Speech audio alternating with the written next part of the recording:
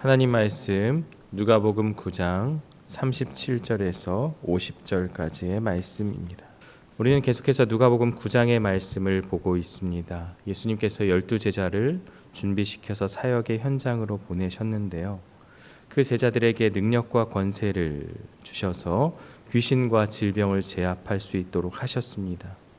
물론 예수님께서 제자들에게 이러한 능력을 주셨지만 그들이 모든 부분에서 능력자가 되는 것은 아니었습니다. 왜냐하면 오늘 본문에서 제자들은 귀신에 사로잡힌 외아들을 고치지 못했기 때문인데요.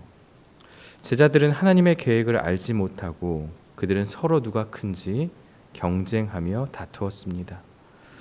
세상 사람들의 관점으로 그렇게 서로를 판단하고 그랬던 거죠. 그리고 예수님을 받아들이지 않은 그 사마리아의 마을에 불을 내려서 심판을 해야 한다. 그런 얘기까지도 이제 막 하고 있습니다. 먼저 37절에서 43절은요. 귀신 들린 아이를 고치시는 그 장면이 기록되어 있고요. 44절과 45절은 인자가 넘겨지리라 라는 예언의 말씀이 기록되어 있고 마지막으로 46에서 50절은 제자들에게 주시는 교훈이 담겨져 있습니다. 오늘 본문 말씀은 예수님께서 산 아래에 있던 9명의 제자가 고치지 못한 어떤 사람의 귀신 들린 외아들을 고쳐주신 사건입니다. 예수님은 베드로와 요한과 야고보 이 세 제자만 데리고 산으로 올라가서 그들 앞에서 변모되셨습니다. 예수님께서 세 제자와 변화산에 계실 때 산 아래에 있었던 나머지 제자들 9명이 되겠죠. 그 9명의 제자들은 귀신 들린 외아들을 고쳐주지 못하는 일이 발생하였습니다. 예수님께서 산에서 내려오자 그 아버지는 이런저런 이야기를 한 후에 내 아들을 돌아봐 달라고 도움을 요청합니다. 이에 예수님께서는 믿음이 없고 패역한 세대여 내가 얼마나 너희와 함께 있으며 너희를 참으리오라고 하시며 책망하신 후에 그 아이를 데려오라 하시고 고쳐주셨습니다. 자, 먼저 37절을 보면요. 이튿날이라고 말하면 시간의 흐름을 기록합니다. 이게 누가의 특징이죠. 모든 기록된 내용을 사실에 입각하여서 기록한 거죠. 여기서 이튿날이란 것은 예수님께서 그 변화산, 그 변모하신 사건이 일어난 다음 날을 말하는데요. 예수님과 세 제자가 산에서 내려오자 큰 무리가 그들을 맞이하였습니다. 그런데 38절에 보니까요. 무리 중에 그 한 사람이 소리질러 말하기를 뭐라고 얘기합니까? 청컨대 내 아들을 돌보아 주옵소서. 이는 내 외아들입니다. 라고 하였습니다. 예수님께 그 상황을 설명하고 있는데요. 아이의 상태와 예수님께서 계시지 않을 때 일어난 그 일에 대해서 말하고 있습니다. 자, 아버지는 아들을 고쳐달라고 치유해달라고 얘기하는 것보다 뭐라고 이야기하냐면 내 아들을 돌보아 달라라고 말씀하고 있습니다. 한번 보기만 해달라고 요청하는 건데요. 이유는 자세히 써있지 않지만 이 말씀을 좀 자세히 생각해 보면 아마도 예수님이 돌아보기만 하면 우리 아들을 살펴주기만 하면 고쳐질 것을 믿었기 때문이다라고 볼 수 있어요. 제자들에게 나와 고침을 원했던 그러한 것과 또 이 상황들을 종합해서 보면 예수님이라면 보기만 해도 나을 수 있을 것이다 라는 그런 믿음이 있지 않았나 생각이 되어집니다. 그래서 39절과 40절을 보면요. 이 아이의 질병은 단순히 육신의 질병이 아니라 귀신으로부터 심한 공격을 받고 있었다. 귀신이 아들을 사로잡으면 부르짖고 경련을 일으키고 쓰러져 거품을 흘렸다라고 볼 수 있는데요. 마태는 이 질병을 간질병이다라고 말하지만 오히려 의사인 누가는 질병에 대해서 정확히 말하지 않았습니다. 이 부분은 아마 질병보다는 귀신을 제압하는 예수님의 능력에 대해서 누가는 말하고 싶었는지 모르겠습니다. 40절에 보면요. 당신의 제자들에게 내쫓아 주기를 구하였으나 그들이 능히 못하더이다. 마치 예수님께 다 일러 바치는 그러한 모습처럼 보이죠. 예수님께서 변화산에서 영광스러운 그 신적인 그런 능력을 드러내고 있을 동안 예수와 함께 있던 세 제자들은 잠을 잤고요. 남아있던 제자들은 귀신에 사로잡힌 이 아이를 치유하지 못합니다. 왜 이게 문제가 되냐면 예수님께서 제자들에게 능력을 주셨습니다.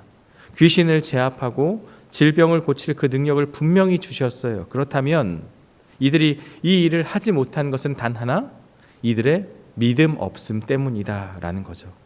아마도 그 간질병 혹은 귀신 들린 그 아이를 바라보면서 우리 애가 이 아이를 어떻게 할 수 있을까? 귀신을 내쫓을 수 있을까라는 그 불안이 그 안에 있었는지도 모르겠습니다. 예수님과 함께 하다가 예수님이 계시지 않으니까 두려움 가운데서 믿음 없음의 모습을 보인 것 같은데요. 본래 아이의 아버지가 제자들에게 도움을 요청하려 온 것이 아니라 예수님께 왔다고 하더라도 제자들은 예수님을 대신하여 귀신을 내쫓아야만 했습니다. 왜냐하면 권능을 받았기 때문이다라는 거죠. 자, 아버지의 간구를 들은 예수님은 어떻게 반응합니까? 41절 보시면 믿음이 없고 패역한 세대여 라고 말해요. 믿음이 없다라는 건요, 하나님을 신뢰하지 않고 그분의 말씀과 능력을 의심하는 태도를 말하고요, 패역하다는 것은 반역적이고 완고하며 하나님의 뜻을 거스르는 모습입니다. 한마디로 능력이 있음에도 행하지 못한 제자들, 그들에게 믿음이 없고 패역하다라고 말한 것이 1차적이고요. 두 번째는 이적만을, 예수님 옆에서 그 콩고물만 떨어지기를 바라는 그러한 유대인들, 그리고 예수님의 행적의 꼬투리를 잡기 위한 서기관과 바리새인들도 믿음이 없고 패역한 세대에 분명히 들어가게 되는 거죠. 내가 얼마나 너희와 함께 있으며 너희에게 참으리요 라는 이 말, 이 부분은 예수님은 오랜 시간 제자들과 함께하며 하나님 나라에 대해서, 믿음에 대해서 가르쳤지만 여전히 그들은 온전한 믿음을 갖지 못하고 있었습니다. 따라서 이 말씀은 그냥 질책이라기보다, 혼내는 것이라고 보기보다, 언제쯤 너희가 온전한 믿음을 가질 것이냐, 나는 지금 예루살렘을 향하여 가는데, 십자가를 향해 가는데 너희는 언제쯤 믿음을 가지고 나아갈 수 있겠느냐라는 예수님의 안타까운 마음입니다. 자, 예수님은 책망 후에 그 아이를 데려오라고 하시죠. 귀신 들린 아이를 데려왔을 때 어떤 일이 일어났습니까? 우리 42절을 보면요, 올 때 귀신이 그를 거꾸러뜨리고 심한 경련을 일으키게 하는지라 라고 말하고 있어요. 예수님이 더러운 귀신을 꾸짖고 아이를 낫게 하사 그 아비에게 도로 주시니 사람들이 다 하나님의 위엄에 놀라니라. 예수님께서 그 아이를 데리고 오자 귀신이 그 아이를 거꾸러뜨리고 심한 경련을 일으키게 하였습니다. 여기서 거꾸러뜨리다에 해당하는 헬라어 단어가 레그니미인데, 이 단어는 권투 선수나 레슬링 선수가 상대 선수를 바닥에 내 던지는 모습을 뜻합니다. 예수님은 이 더러운 귀신을 꾸짖고 아이를 낫게 하셨습니다.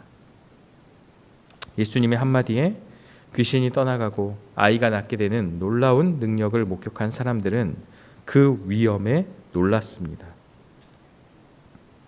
43절에 보니까 사람들이 다 하나님의 위엄에 놀라니라 라고 하고 있죠. 여기서 위엄이라는 단어는 메갈레이 오테스라는 원어인데, 누구도 따라 할 수 없는 능력을 의미합니다. 그래서 하나님의 능력이죠. 누구도 따라 할 수 없는 그 능력, 그 위엄을 보여주셨다는 거죠. 오늘 본문에서 소년에게 귀신을 쫓아내고 그를 치유한 사건을 통해 변화산에서 세 제자가 본 그 위엄을 이제 산 아래에서 모든 사람이 볼 수 있도록 하나님의 능력을 나타내셨습니다. 누가는 오늘 본문에 귀신 들린 한 소년을 고쳐주시는 이 사건이 예수님께서 하나님이심을 나타내는 것이라고 말씀하고요, 예수님 자신이 하나님의 그리스도로서 마귀의 권세 아래 있는 우리 인생을 구원하시고 회복시키기 위해 이 땅에 오셨음을 다시 한번 강조하고 있습니다. 예수님은 제자들에게 이 말을 너희가 마음에 담아두라, 귀에 담아두라고 말씀하신 후에 제자들에게 다시 한번 고난에 대해서, 순환에 대해서 예고를 합니다. 제자들은 이 말을 명심해서 들어야 한다, 이 말들이란 계속 이어지는 순환에 관한 이야기인데요. 제자들이 마음에 담아야 하는 건 영광스러운 그 변화산에서 일어난 그 모습, 또 귀신 들린 자를 고쳐주신 것도 1차적으로는 아닙니다. 여기서 이 말이라는 것은 무엇입니까? 고난 받으시고 십자가에 달려 죽게 되는 그러한 고난에 대한, 순환에 대한 것, 그것을 귀에 담아두지 않으면 기억할 수 없는 것입니다. 지금 그 영광과 하나님의 그 위엄도 중요하지만 지금 제자들이 기억해야 할 것은 인자가 장차 사람들의 손에 넘겨지는 그리스도의 고난에 대해서 기억해야 한다라는 것을 말씀하고 있습니다. 그런데 45절에 그들이 이 말씀을 알지 못했다. 이 말씀은 순환에 관한 이야기이죠. 알지 못한 이유는 깨닫지 못하게 숨긴 바 된 것이고 예수님께 감히 묻지 못했습니다.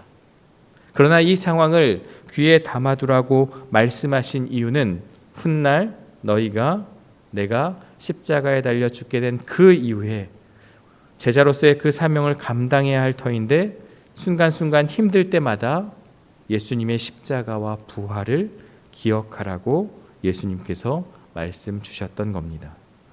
자, 46절부터는요. 제자들에게 주시는 교훈인데요. 51절에 보니까 예수께서 승천하실 기약이 가까웠다라는 그러한 말씀이 있죠. 예루살렘을 향해서 올라가는 중이었다. 그 길은 십자가의 길이다라고 우리가 이제 내일 말씀을 통해서 보게 될 것인데 지금 제자들이 지금 무엇을 하고 있습니까? 46절에 보니까 제자들끼리 지금 다투고 있어요. 서로 누가 크냐, 누가 크냐라는 거죠. 사실 예수님의 눈에 보면 도토리 키재기죠. 그놈이 그놈 같고 그놈이 그놈 같은데 서로 누가 크냐고 다투고 있는 거예요. 예수님께서 변화산에 올라가실 때 베드로와 요한과 야고보만 데리고 갔죠. 그리고 야이로의 딸을 고칠 때도 마찬가지고 순간순간마다 이 세 명의 제자들이 좀 부각되고 그렇게 좀 돋보이는 그런 모습들도 없지 않아 있죠. 또 세베대의 아들들 야고보와 요한이 이제 좋은 자리를 달라고 요청한 그러한 일들 여러 가지를 종합해서 보면 순간순간마다 제자들 가운데 그 서열 다툼이 있었다라고 볼 수 있어요. 누가 예수님의 정말 정통이냐라는 그러한 질문들을 던졌겠죠. 누가는 여기서 이것을 변론이 일어났다고 말하고 있어요. 47절에 보니까 변론하는 것을 아시고 또 46절에도 변론이 일어나니 이 변론은요 의심과 논쟁을 목적으로 추론하고 고민하고 깊이 생각하는 과정입니다. 그러니까 의심과 논쟁이라는 것이 사실은 약간의 그렇게 좋지 않은 그러한 의미가 담겨 있다, 뉘앙스가 담겨 있다는 거죠.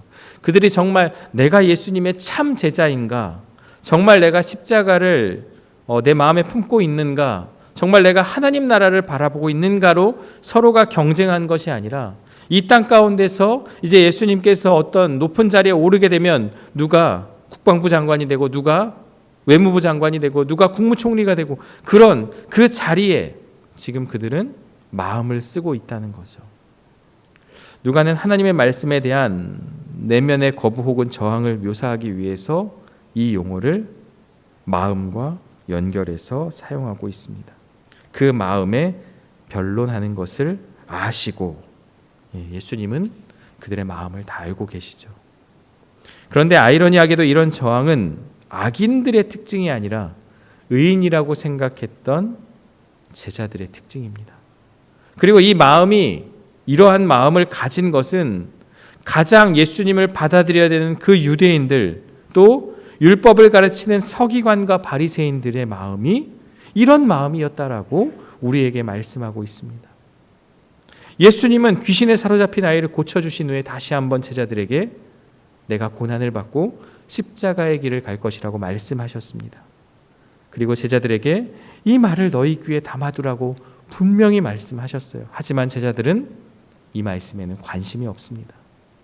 십자가에 죽고 부활하심, 어쩌면 그들은 결코 원치 않는 미련한 방법이라고 마음 가운데 생각했는지도 모릅니다. 그들은 서로 누가 큰가에만 관심이 있었어요. 이런 제자들을 위해 예수님께서 무엇을 하셨습니까? 변론하는 것을 아시고 어린아이 하나를 데려다가 자기 곁에 세우시고 누구든지 내 이름으로 이 어린아이를 영접하면 나를 영접하며 누구든지 나를 영접하면 곧 나 보내시니 여호와 하나님을 영접함이라. 그리고 너희 모든 사람 중에 가장 작은 자가 큰 자니라라고 하나님 나라의 원리를 말씀해 주셨어요. 사실 이 말씀은 어린아이를 본받으라, 어린아이의 그 순수함을 받아들이라, 이 말씀이 아니라 지금 눈에 보이는 자 중에 가장 작은 자. 왜냐하면 어린아이와 여자는 당시의 시대에서는 사람으로 인정받지 못하던 사회였기 때문에, 그 중에 특히나 이 어린아이는 너무나도 미미한 존재였기 때문에 이 아이를 일부러 내세웠던 겁니다. 예수님께서는 시청각 자료로 그렇게 사용한 거죠. 오병이어의 기적에서도 인원수에 치지도 않고 어린아이는 그렇게 너무나도 낮은 자, 작은 자로서 보여지죠. 그런데 예수님은 이런 어린아이를 자신의 이름으로, 예수님의 이름으로 영접하면 그 사람은 예수님을 영접하는 것이다. 너희가 지금 서로 간에 큰 자라고 이야기하며 자리 다툼을 하고 있지만 천국은, 하나님 나라는 지극히 낮은 자를 섬기는 자가 가장 큰 자다라고 말씀하고 있어요. 세상에서는 권력과 지위가 높아질수록 성공한 사람으로 간주합니다. 어떤 차를 타고 어떤 집에 거하고 어떤 기업을 일궈 나가고 내 물질과 명예와 재산이 세상에서는 인정받고 성공한 사람으로 강조합니다. 그러나 하나님 나라에서는 그러한 모습이 이어질까요? 그렇지 않아요. 누구도 그것을 하나님 나라에 가져갈 사람은 아무도 없습니다. 하나님 나라에서는 얼마나 겸손하게 남을 섬기는 자, 낮은 자를 섬기는 자가 위대한 자가 된다.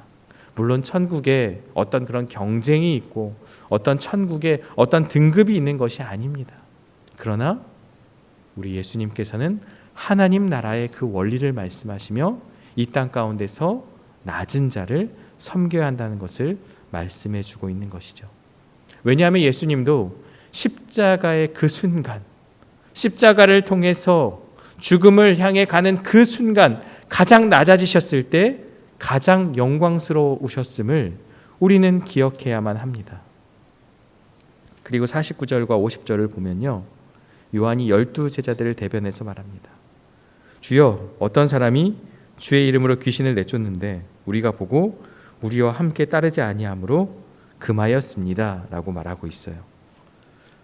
사실 이 부분은 이해도 되기도 하지만 또 이해가 되지 않는 부분이 있죠. 요한의 말은 이거예요. 제자에 속하지 않은 사람이 예수님의 이름으로 귀신을 쫓아내는 것을 목격했고 그들이 우리를 따르지 아니하므로 내가 금했다. 요한이 지속적으로 이들을 막은 것을 보여요. 여기서 금했다라는 것은 미완료 과거 시제로 그 시점에서 계속해서 요한이 그들을 막았다라고 볼 수 있어요. 자, 요한은 그 이유를 그가 예수님을 따르지 않기 때문이라고 말하지 않고 우리와 함께 따르지 아니함으로라고 말합니다. 물론 우리의 예수님도 들어가 있을 수 있지만 본질적으로는 그 제자들을 말하는 거죠. 그리고 요한은 분명히 그가 주의 이름으로 귀신을 내쫓았다. 예수님의 이름으로 무언가를 행하였습니다. 그러면 정당한 것이고 능력이고 칭찬받아 마땅한 일입니다. 그런데 단지 그들이 자신과 함께하지 않으므로 어쩌면 이 능력은 우리만 사용할 수 있다. 어떤 기득권처럼 그렇게 말하고 있는 것은 아닌지 모르겠습니다. 50절에 예수님이 뭐라고 말씀합니까? 금하지 말라. 너희를 반대하지 않는 자는 너희를 위하는 자니라 라고 말씀하고 있습니다. 그들이 반대한 건 아니죠. 그것을 말하고 있는 거죠. 제자들만 예수님을 전할 수 있는 게 아니라 누구나 복음을 전할 수 있다라는 것, 그것을 예수님께서 가르쳐주고 있습니다. 자, 오늘 말씀을 다시 한번 정리해 보면 하나님을 신뢰하는 믿음에 대해서 강조하고 있습니다. 제자들은 이미 예수님이 주신 능력과 권세가 있음에도 귀신을 쫓아내지 못했습니다. 그 이유는 단 하나, 믿음이 없었기 때문이다. 예수님은 그들을 향해 믿음이 없고 패역한 세대여라고 책망하셨습니다. 이는 단순한 질책이 아니라 하나님을 신뢰하지 않고 자신의 힘으로 무언가를 해결하려는 태도를 경고하신 것입니다. 그리고 온전히 하나님을 믿지 못하는 그들의 믿음 없음을 말씀하고 있는데요. 우리도 신앙생활을 하면서 믿음이 아닌 경험과 내 지식에 의존하려 할 때가 있습니다. 하나님을 신뢰하지 않고 내 노력과 판단만으로 신앙생활을 하고 있지 않은지 우리는 우리 자신을 점검해 보아야 합니다. 시간이 지나도 시대가 바뀌어도 진리의 말씀 그리고 우리의 믿음은 변하지 않는 진리이기 때문에 늘 우리는 이 말씀을 기억하며 나의 믿음 없음을 돌아보고 하나님만을 신뢰하는 저와 여러분들이 되시기를 간절히 원합니다. 두 번째는요, 우리는 어떠한 가치로 이 땅을 살아가야 하는가? 46절과 48절을 보면 하나님 나라의 가치에 대해서 말씀해 주고 있어요.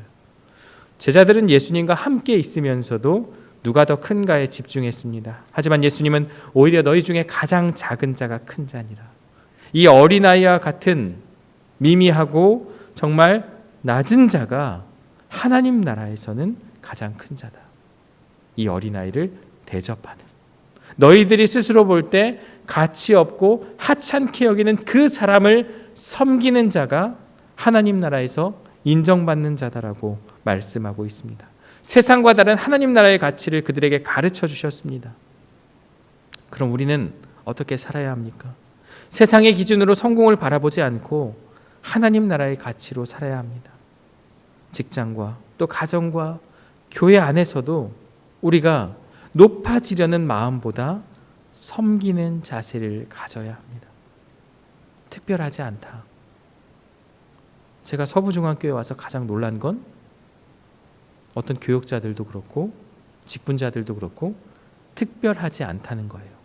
물론 목사님께서 말씀을 전할 때 그 말씀의 권위와 능력으로 나아가는 것이기 때문에 하나님의 말씀을 또 대신 전하는 거기 때문에 그 순간만큼은 분명히 우리가 또 그것을 인정해야 하지만 그 외의 것들에 있어서는 오히려 낮은 자세로 섬겨야 한다는 것을 제가 배우게 되고 바라보게 되었습니다. 교회도 그러한 교회가 되어야 되고요. 우리의 가정도 그렇습니다. 우리에게 있어서 낮은 자가 누가 되겠습니까? 믿지 않는 자들이 되겠죠. 믿지 않는 그 분들을 우리가 섬기고 나아가는 거죠.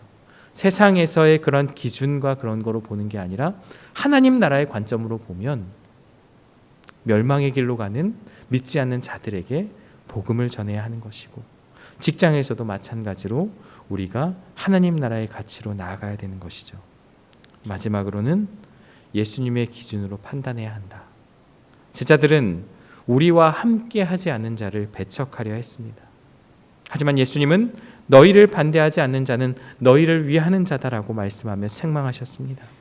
우리도 신앙 공동체 안에서 또 사람들을 만날 때도 내 기준으로 사람을 평가하고 배척하는 경우들이 있습니다. 신앙생활을 하면서 나의 기준으로 누군가를 판단하고 있지 않습니까? 내 신앙생활이 맞다고 고집하며 내 것을 고집하고 누군가를 가르치려 하고 있지 않습니까? 나와 생각이 다르다고 해서 배척하거나 나보다 신앙이 연약하다고 무시하고 있지는 않습니까? 우리가 깊이 생각해보고 그것이 진리의 말씀에 위배되는 것이 아니라면 우리는 그것을 수용하고 받아들이고 함께 해야 하는 것입니다. 하나님의 기준으로 사람을 바라보고 사랑하며 모든 이들을 주님의 시선으로 대할 수 있는 그러한 모습, 그것을 오늘 예수님께서는 49절과 50절을 통해서 우리에게 가르쳐주고 있습니다. 오늘 말씀을 통해 우리의 신앙생활은 내 힘으로 하는 것이 아니라 하나님을 신뢰하는 믿음으로 나아가야 하며, 세상의 성공이 아닌 섬김과 낮아짐의 삶, 그것이 성공임을 우리는 기억해야 합니다. 또한 나의 기준이 아닌 하나님의 기준으로 사람을 바라보고 품을 수 있기를 간절히 원합니다. 오늘 이 말씀을 마음에 새기고 예수님의 길을 따르는 참된 제자로 살아가는 저와 여러분들 되시기를 주의 이름으로 축원합니다. 함께 기도하겠습니다.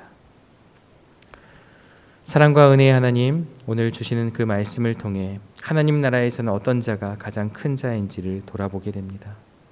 어린 아이, 미미한, 당시 시대에서는 인정받지 못한 그런 자들이지만 그들을 섬기고 그들을 대접하는 것이 하나님을 섬기는 것이요, 하나님의 마음이라는 것을 우리가 살펴보았습니다.